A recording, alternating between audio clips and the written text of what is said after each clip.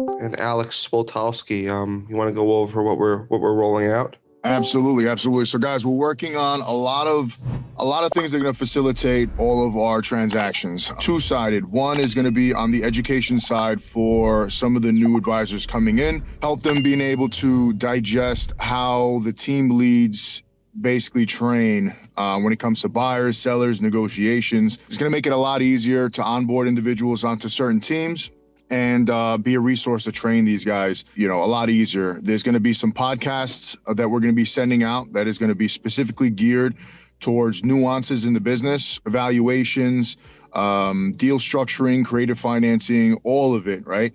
And we're kind of, obviously, as everyone knows, this year is going to be the best year of the company. We are growing exponentially, a lot of new guys coming in. And with that comes the opportunity for someone to step up into a team lead role. As we grow, we're going to be looking for someone to fill that spot. Currently, we're going to be looking for about 2 new team leads as the company continues to grow in the next month or two. I'd love to have a conversation with anyone who believes they're ready for that shift, because it's definitely needed. We have to, guide some of the new advisors coming in and provide new opportunities for people who have been here, who are a bit more seasoned, to grow in their own business. So anyone who's interested in becoming a team lead, anyone who's interested in some of the automations that we're coming out with, some of the podcasts, definitely reach out to me sooner rather than later. I'd love to be a resource to kind of strengthen your current team and show you guys more or less what we got coming out with regards to AI implementation into the company.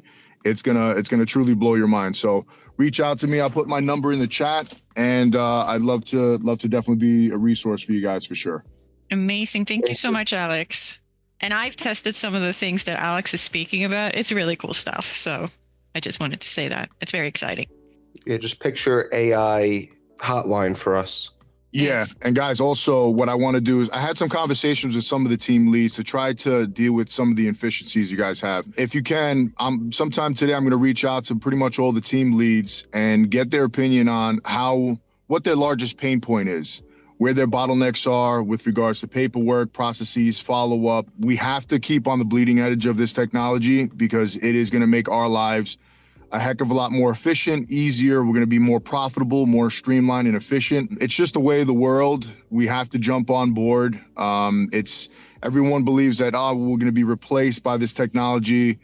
It's going to make us more efficient, right? It's the horse and buggy compared to a donkey. We have to evolve and we have to adapt. So the sooner we do so, the more successful we'll be. So I'll reach out to everyone, see how we can implement this stuff into our personal businesses. Off away we go for a good 2025. Hey, Alex, I have a question. Shoot. Is there a way that we can have Monday drip email leads to our buyers? Anyone that's a realtor on knows that it used to be called Stratus. It used to be, yeah, Stratus. Now. Right. But Stratus used to, so if I had a buyer that wanted a 3-bedroom ranch in certain towns or in, I was able to set that, and the system was able to email them, these listings. And, I always get, and my team keeps coming back to me and saying, is there any drip kind of way we can send, my laundromat buyer that wants Nassau County between 800 and $1 million kind of thing. Is there any way Monday could do that, or any other system that we have or can implement? Yeah, great minds think alike. That's exactly what I'm working on now, is pairing automations where you just set the parameters, buyer, Brooklyn, price point, and anything that comes into the company will be auto matched and sent out. It's a combination of Monday and another software operating through API. So the short answer is yes, that's exactly what we're working on to make us a little more efficient. I'll get more into it. I'm going to have a Zoom with the team leads. Sorry to piggyback off of that, Russ. What Alex is saying, we're basically we hired a whole new development team. So basically, say you have a buyer that you put into the system that has about $500,000 to put down, is interested in bagel stores, pizzerias, lives in Nassau County, is open to Nassau, Queens, Suffolk, Brooklyn. Automatically, that what we're going to do, this is going to be rolled out to the company. Automatically, that listing will automatically be sent to that buyer with as a teaser. So you don't have to really do anything. You just add them in, and that's going to be the next step. That's great.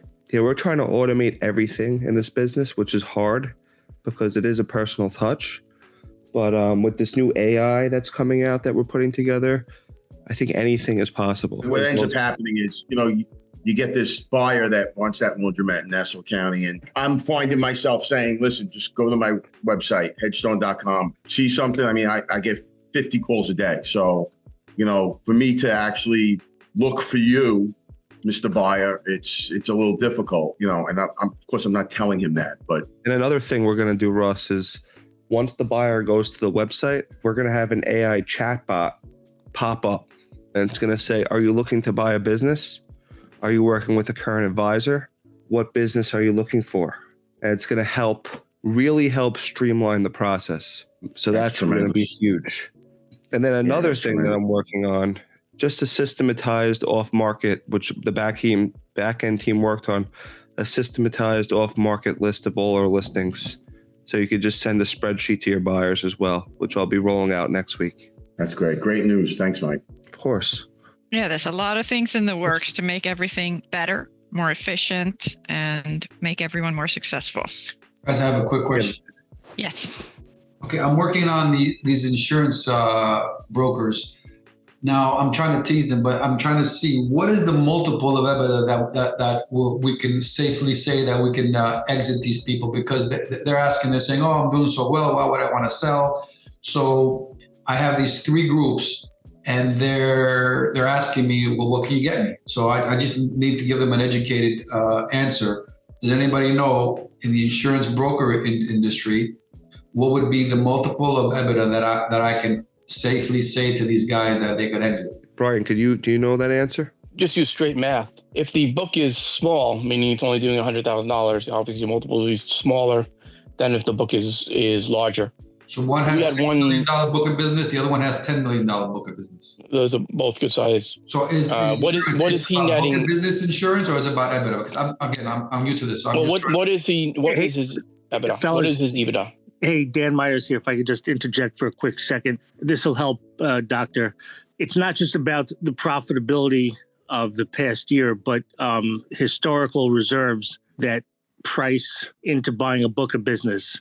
It's a bit more complicated than just, let's say, your average business where you look at the last 3 years and then you could sort of figure out what they're going to do next year, because one major loss will kill the book and it becomes unprofitable forever. There's a bit more that goes into it. Usually an accounting firm that specializes or an actuarial firm will give you a good sense of what a book is worth. It really revolves around past payouts more than last year's profitability. Because they're all telling me that their goal is to reach their business, their book at the 20 million and exit. And right now, one is at 6, one is at 10. I'm trying to entice them to do it now. They're telling me, what can you get? I said, I'll get back to them. So what's the age of each portfolio or book? One's in the business for 12 years. The other one's been in business for 10 years, meaning that's how long they've been in the business. I'm assuming they actually have all the last decade of info. Yeah, of course. Yeah, yes, they're real people. They're my the ones I use, and they're personal friends of mine in the Greek community. So I'll send you a friend of mine or referral offline. He's bought probably half a dozen TPAs and insurance companies over the last 4 or 5 years. He'll give you the time of day, and he's not going to charge anything, but he'll help you evaluate the situation. Okay, so it's not based on EBITDA, right? It's not based on cash flow or like regular businesses. It's more historical reserves and the profitability of the book than just EBITDA of the business, right? Because EBITDA is going to have an impact, but there's going to be a risk grade based on, like you said, the actuary. They need an actuarial report, which I'm sure they have, and it's going to be based on the risk grade that they have for their customer base. All right. So I definitely need some help before I go back to these guys. And they're all waiting to listen, but I just don't know what multiple to give them and how to evaluate. Thanks. Thank you there for the help, Dan and Anthony. All right. Did we have any other questions? That was actually a great question by Dr. Dino. Did anyone else have any questions that we can help you with?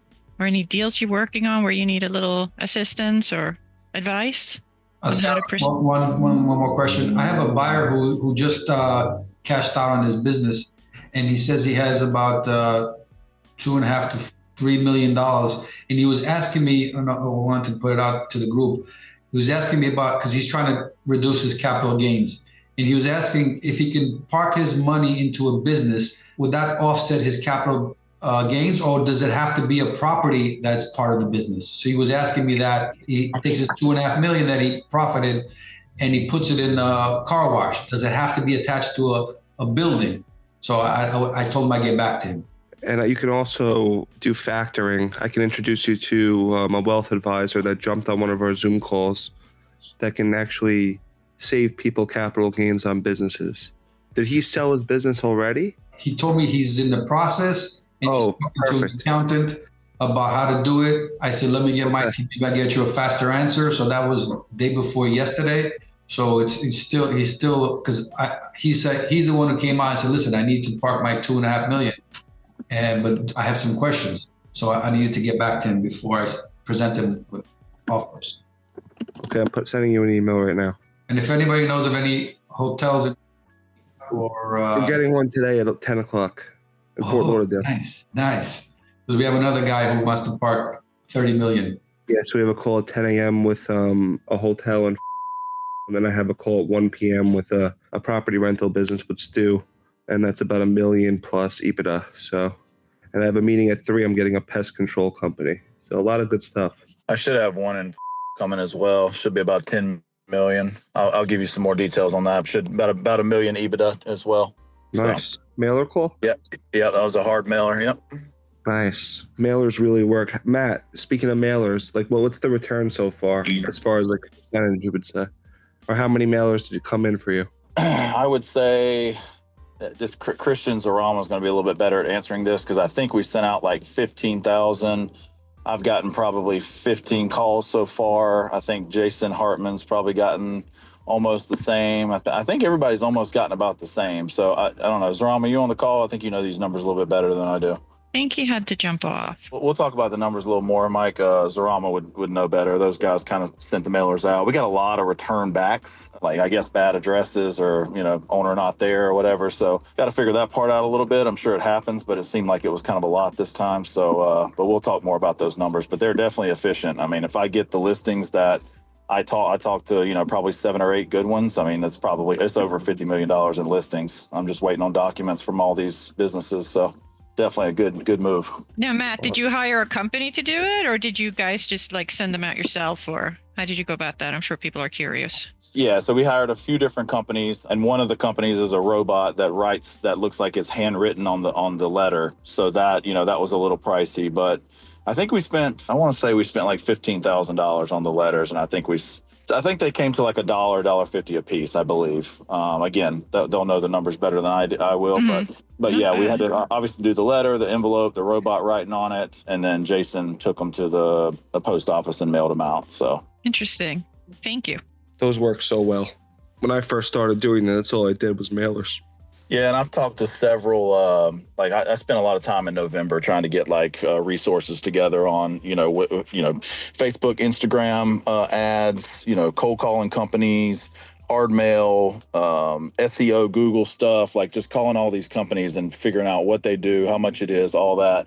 Pretty much everybody I talk to, they're like, look, cold calling and hard mail is what is old school marketing, and it still works the best out of anything else. Like your cold email works, but sometimes it'll go cold on you for a little bit, no pun intended there, but sometimes it just kind of stops working or is not as efficient.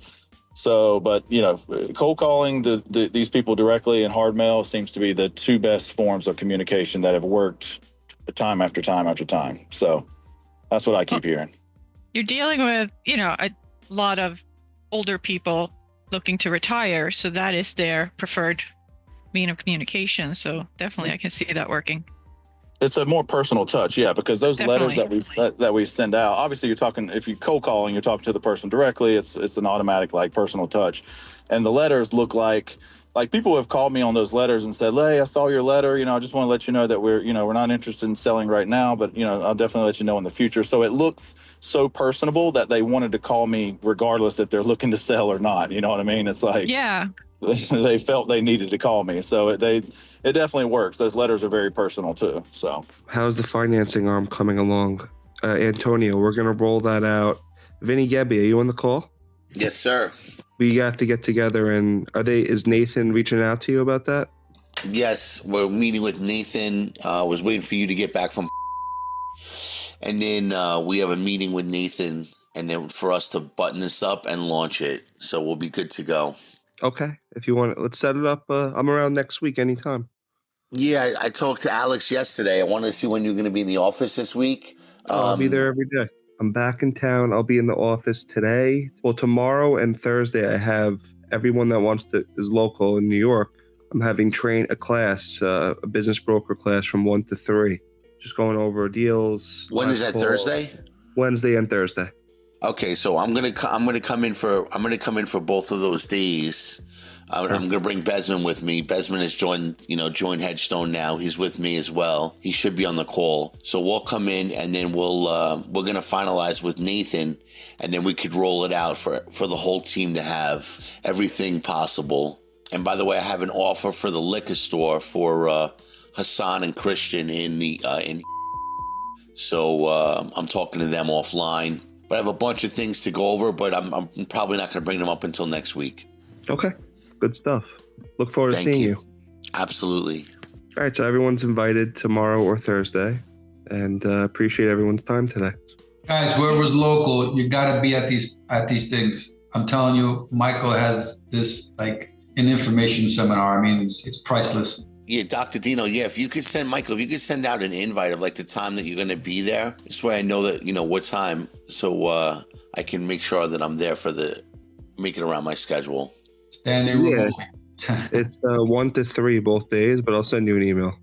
Perfect. I'll see you guys soon. For the one day we are out of town, it's not like Zoom, that we can assist by Zoom. I can definitely connect a laptop, and you could definitely listen in. Absolutely. And Michael, also one other thing, I have somebody for your pest control company. Nice. I'm getting a nice one today at 3:00. Perfect. Okay. We'll talk more offline. All right, gang. Well, I think if no one else has any questions, then we'll go ahead and wrap this up for now. Stay warm. Keep getting those listings. And if you have any questions, don't hesitate to reach out. Thank you so much for being on the call today.